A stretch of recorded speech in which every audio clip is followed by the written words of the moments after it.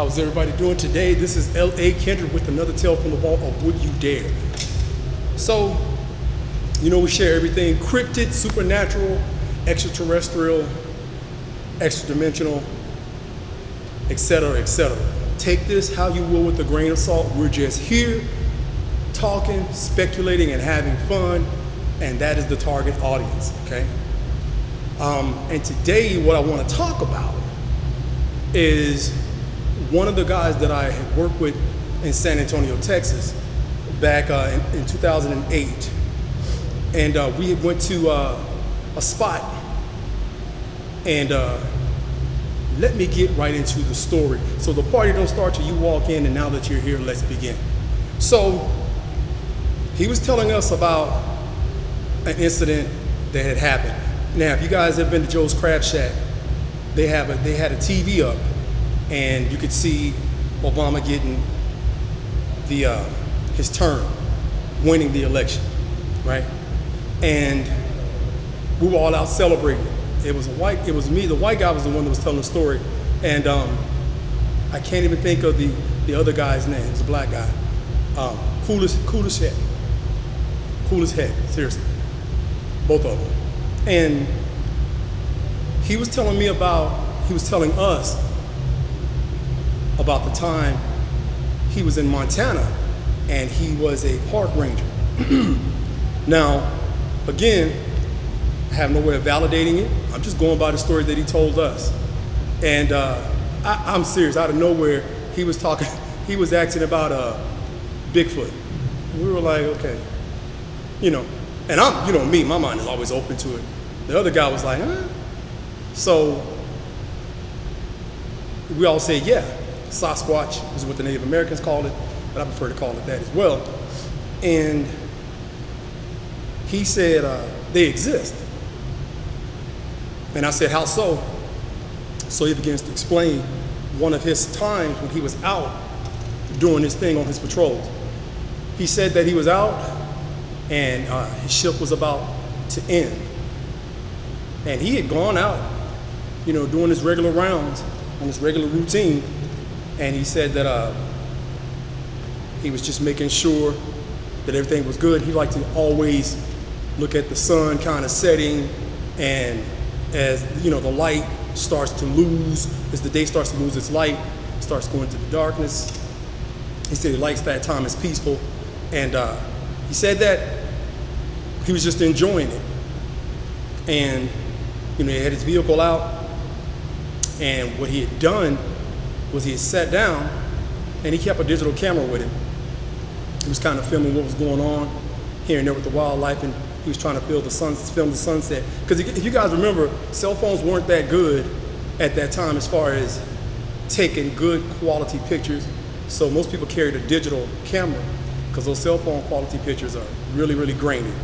But nonetheless, he was chilling, and he was watching, some of the wildlife do their thing, some of the deer run across. And he was like, okay, now he's gonna wrap it up. And then he said he started smelling something really, really bad. And he said he'd never smelled that before, and he'd been doing the job 4 years, he said.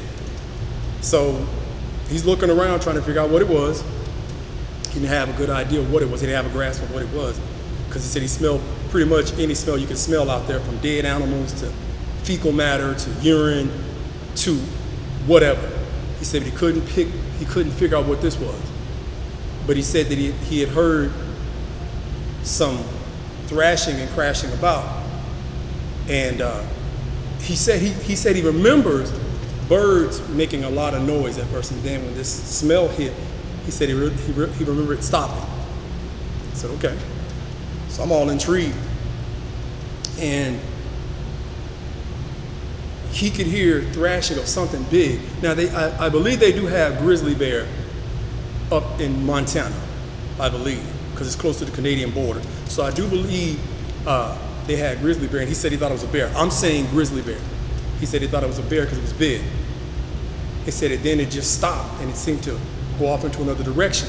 Now, his vehicle was close by, of course, so he's looking, and he's got his bear mace, and he says, okay, I'm gonna wrap it up, because he didn't want an incident. He's just gonna report, the activity of the bear, or what he perceived to be a bear. So he goes back to his car, his vehicle, and he does a pat down. And he said when he does this, he forgets he left his digital camera on the spot that he was sitting at. So he goes back to that spot. He goes back carefully, and he has his bear mace in his hand just in case. So he grabs his camera, and as he's looking around, he said he could clearly see something big, upright, looked like a man. He said it was hairy, and he said it kept hiding behind a tree. Now, mind you, everything is pretty much gone quiet around him, so he's trying to figure out, what the heck it is, because the only time animals in the forest usually get quiet like that is when there's a predator around. And he said all he could do was keep trying to focus in on what he was seeing, because he couldn't quite make it out. So he yelled out to the shadow because he thought it was a person, and or he wanted to eliminate the fact that he thought it could be a person. So he yells, "Hey," and it never responded. It stopped moving, but it never responded. So then a few seconds go by, and then it starts moving again. So he grabs his camera, and the thing is darting behind the tree. So he's trying to get a picture of it or a video of it. He said, and the thing stopped moving as soon as he picked it up and tried to aim in the direction of what he saw. He said that it just stopped. It stopped moving altogether, and he couldn't see it anymore. He said he tried to get another angle. He said it would go behind the tree even further. So each time he tried to get an angle on it, he couldn't, because the thing wouldn't allow for it. Now this scared him, because he realized just how big this thing was and how this thing is moving around with intelligence. And he said it really, really shook him. And so he says, he tells us that he said, okay, enough of this, and he's backing away, because you never turn your back to a predatory animal. You always back away so he can keep his eye on it. So as soon as he gets in his car, he backs all the way up, and he gets to the car, and he said the thing yells out, screams out. He said, and he's pretty sure somebody back at the camp heard it. And so he just freezes, as he's in the car, he's freezing, he's frozen. And he says, okay, enough. And he calls it a day, and he drives back to the post.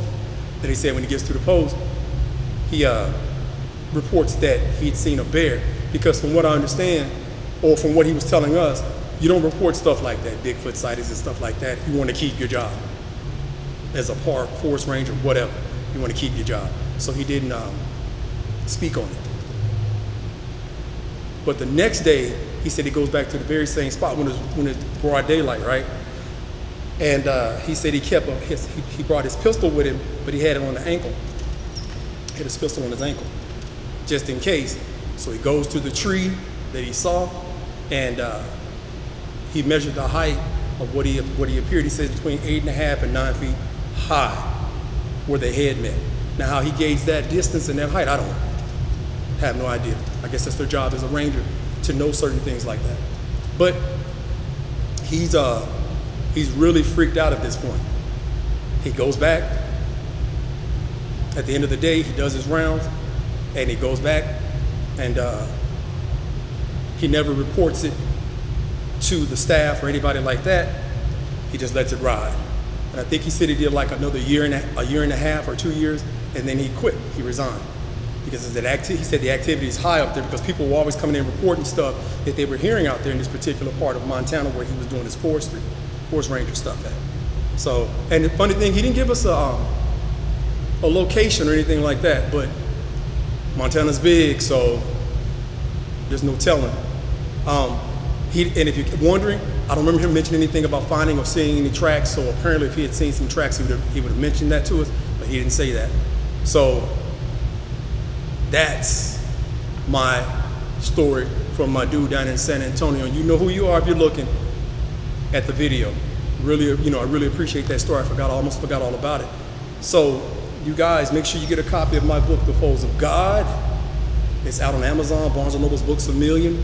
Put a lot of work into it, man, and I stay busy.